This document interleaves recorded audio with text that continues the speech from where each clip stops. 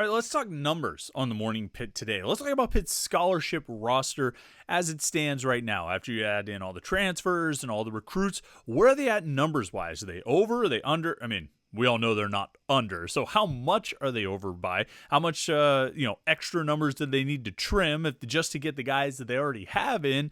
How much are they going to have to trim to add more if they want to? What do the positions look like? Where are they deep? Where are they thin? And overall, just where do they stand after they added 28 players, 28 new players to the roster? What does it look like right now heading toward the end of the calendar year 2023? We're breaking down the projected scholarship roster for 2024 on the Morning Pitt right here on youtube.com/Panther-Lair.com. Yeah, a little numbers work here on the Morning Pitt, your Wednesday edition, youtube.com/Panther-Lair.com. You know what we always ask you to do. Like this video and subscribe so you never miss any of our Pitt video content, whether it's these daily Morning Pitt videos Monday through Friday, our weekly live show that we'll be doing tonight at 8 o'clock. Me and Jim Hammett will get together with you for a little Pitt sports talk. Remember, that starts at 8 o'clock, not 8:30 like we used to do. We're moving it to 8 o'clock. That's not a new for 2024 thing. It's a new for like December thing. I think we started doing it around 8 o'clock the beginning of December. I know it switches it up a little bit, but I kind of like it a little more doing it at that time. So we'll be live tonight at 8 o'clock for an hour of Pitt Sports Talk. You can join the conversation by watching the live stream and adding your comments and questions. It's always fun to do that. And then we'll have post-game shows as well. Currently planning a post-game show for after the Syracuse game this Saturday. We think we'll go live for about an hour or so when that game ends. Pitt's at Syracuse for a noon tip-off. The start of really the first full blast, full go, all ACC games all the time, part of the schedule. And so we feel like that's a good opportunity since the game is also on the road. We'll go live after the game, do a post-game show and talk about it a little bit, see what you thought of the game, see what I thought of the game, see if we agree, see if we disagree. Whatever happens to the Panthers, we will talk about it right here at youtube.com/Panther-Lair.com, so you can tune in for that. And if you want to make sure you never miss any of it, you subscribe and you can turn on notifications. That way you'll get an alert sent to your phone every time we do something here at youtube.com/Panther-Lair.com. We post a new Morning Pitt video. We go live for one of our live streams or post-game shows. We post post-game press conferences or midweek interviews or anything that we put here on youtube.com/Panther-Lair.com. You won't miss any of it if you subscribe and turn on notifications and get those alerts. And, of course, you can check out the website, Panther-Lair.com, Pittsburgh.rivals.com. The scholarship board getting released today, the projected scholarship board for 2024 as it stands right now. And certainly I think there'll be a lot of conversation about that. We're going to post that later this morning. This is a little bit of a preview, or it sort of works in conjunction with the release of the scholarship board. And I think there'll be a lot of conversation. I think Pitt fans are always interested in talking about the numbers. We all know the numbers always work out, but sometimes there's a question of how exactly they're going to make them work out. And that's always an interesting conversation to have. And so you want to, you're going to watch this video. Obviously, you're going to listen to this podcast or however you consume these Morning Pits. And then you might have something to say about it. And you might get into the comments on YouTube, and we appreciate that for sure. But you might also find yourself just wanting to say more or have more of a conversation or a back and forth about it. And the best place to do it is on the message boards at Panther-Lair.com. Panther-Lair.com, Pittsburgh.rivals.com. And that way you don't miss any of any of our coverage. And if you want to, obviously, like I said, be part of the best community of best online community of Pitt fans, the place to do it is on the message boards at Panther-Lair.com. So make sure you go check that out. All right, let's look at the scholarship board. Let's see where it's at and what the numbers look like. They added 28 players this offseason, as we know. They've lost a few. 11 super seniors have left, 10 transfers, a few guys left for the NFL. And, it decided to go before they finished their eligibility. So when it all boils down, you put all those numbers in together, you spin it all around, transfers out, super seniors out, new recruits in, new transfers in, guys leaving the NFL are out, Gonsalves and MJ Devonshire and all that. You end up with, as it stands today, we only know what we know. There may be players who have decided to leave the team that we are not aware of. So we're not entirely sure, and it may be a surprise and then it'll affect these numbers. But as far as what we know right now, Wednesday, December 27th, 2023, Pitt is currently projected to have 89 players on scholarship in 2024. That's too many. As you know, the number you have to be at is 85. And the way I always sort of understand the rule, and it's been said, you have to be down to 85 by the start of camp. I just think, like, generally speaking, you can't have more than 85 players on scholarship at any time. And I don't think that counts the players who play their final year of eligibility in the fall and they keep going to college in the spring. The school can choose to keep them on scholarship, and there have been times when they've chosen not to keep them on scholarship, but I don't think it's a numbers issue. I don't think that's why it happens. I think it's just they just choose not to. But I don't think they count against the 85. I think it's just the players. It's the guys who are on the active roster count against the 85 scholarships. And so when you get to the spring, like right now, Pitt is projected to be at 89, but that's with all the recruits and all the transfers coming in. And out of the 19 recruits, 9 of them are enrolling early, so they would count, but the other 10 wouldn't. So if these numbers as they are today hold for the spring, and they won't, there'll be some changes. Some other guys will leave, some other guys will come in, what have you. But if these numbers today hold, then they would be at 79 scholarship players as opposed to 89, because those other 10 high school recruits who aren't enrolling until the summer. But nevertheless, you're sitting here looking at a one big projected roster for 2024, and that roster is at 89, which means right off the bat, just to fit the high school recruits and the transfers that you've already landed, you need 4 instances of attrition. Like you can look at the roster right now. When we publish the scholarship board on Panther-Lair.com, you can look at it and say, okay, 4 of these guys will not be here. It's look to your right, look to your left, look up and down the roster. 4 of these guys will not be here when the season starts, or they won't be on scholarship. And so that's where you have to start. Is that you're cutting 4 of these guys right off the bat. And they're probably not going to actually cut them. It'll just be players who look at the situation and say, I'm not going to get an opportunity here, so I'll go look for an opportunity somewhere else. But that's just where you start. Because even beyond that, they're not done in the transfer portal. I think there are other positions they would like to get in the transfer portal. I think there are other players they would like to get in the transfer portal. We've talked about a quarterback. Clearly, they're interested in looking for a punter. Just there, that's 2 that now you need 2 more spots to open up for. So now you're up to needing 6 guys to go. You need 6. I always say 6 instances of attrition. You need 6 guys to leave or come off scholarship one way or the other. One thing to kind of keep in mind and keep an eye on, and it doesn't often happen, but it does happen, and it has happened. And it tends to stay under the radar a little bit because nobody wants to make a big deal out of it. But technically, all of these scholarships are 1-year scholarships, right? And there's a certain obligation or understanding. I think if you sign as a scholarship recruit, that you're going to, they'll honor this. That Pitt will honor the scholarship for the extent of your career, 4 years, 5 years, 3 years, wherever it ends up being. When walk-ons go on scholarship, though, I think oftentimes it's done with the understanding that we have the room for you right now. We're really happy to give you a scholarship right now. We may or may not have the room to do this again next August. So this might be a 1-year deal. And that's not to say that Jake McConaughey or Nick Lappy or Caleb Junko, who all went on scholarship last year, that's not to say that those guys won't have their scholarships renewed or they won't go back on scholarship or stay on scholarship. But the reality is, tomorrow's not promised to anyone at any position. There's no guarantees about anything, but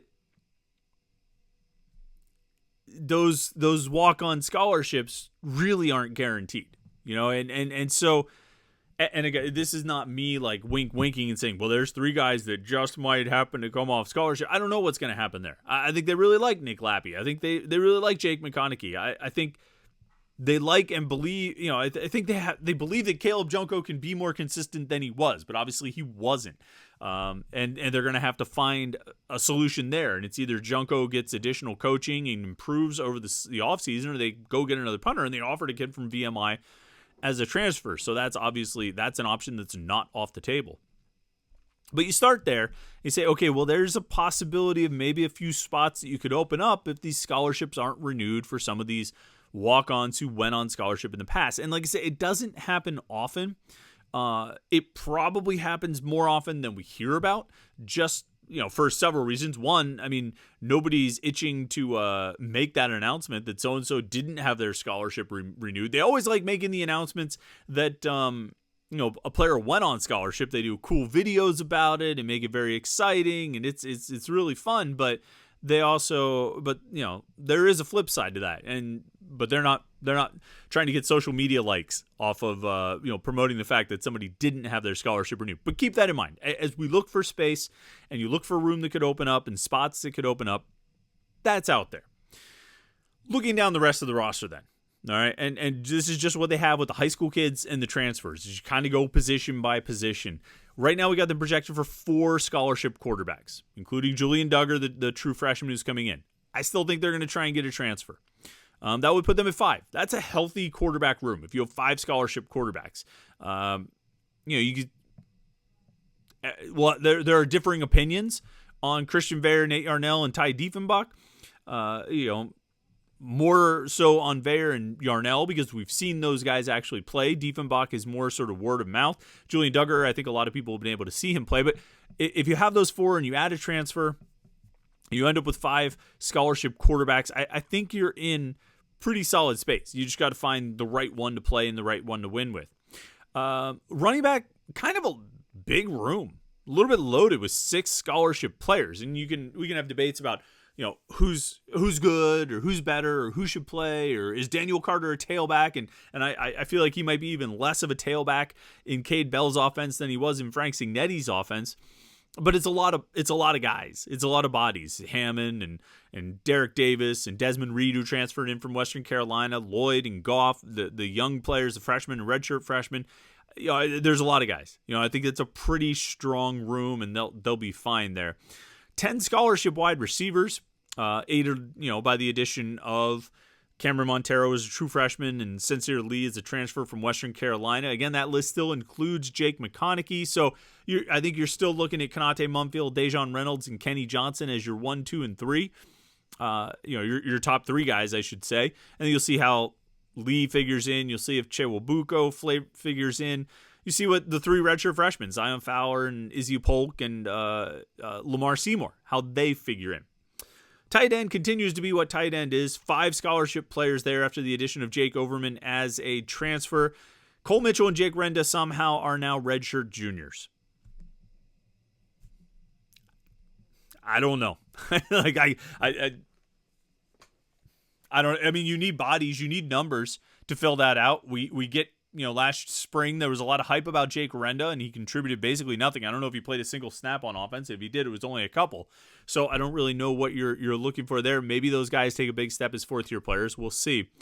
Offensive line, they've added a ton of guys. 5 recruits and a transfer. Lyndon Cooper, the transfer from NC State. They now have 18 scholarship offensive linemen projected to be on this roster in 2024. That's a huge group.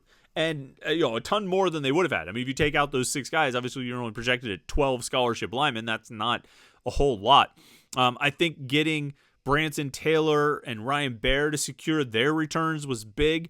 Ryan Jacoby is a super senior, I think, should help this group as well. Terrence Moore, got a ton of valuable experience last year. Lyndon Cooper will come in and figure into the rotation. I like how B.J. Williams got all his experience last year. I like how that group is coming together, and they've got a ton of numbers now. And that's a room where I think you need to fill up with a lot of bodies, because maybe more than any other position on the team, I think it's difficult to project offensive linemen. There are some things you can look for, but to some extent, you just don't know how guys that size are going to grow and how they're going to grow into a position that requires so much physically and mentally.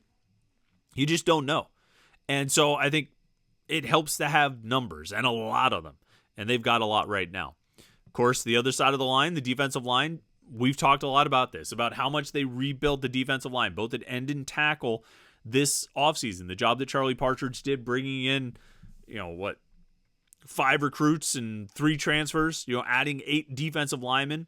It makes the group hold huge. Now they've got 18 scholarship defensive linemen on the roster projected for 2024. Now, that breaks down to 12 ends and 6 tackles, and that's not exactly an ideal split, but you have some, I think, flexibility there with some of those numbers. Like Nakai Johnson is going to get a look at defensive tackle. I think you're going to see that as a possibility. He's at, we've got him listed at end, but I think he's going to get some work at tackle. Ty Uhas coming in as a, did I say Ty Johnson? I said Nakai, right? Nakai and Ty Uhas. Ty Uhas coming in as a true freshman from Central Catholic. We list him as a defensive end, but I think he's going to get some work at defensive tackle.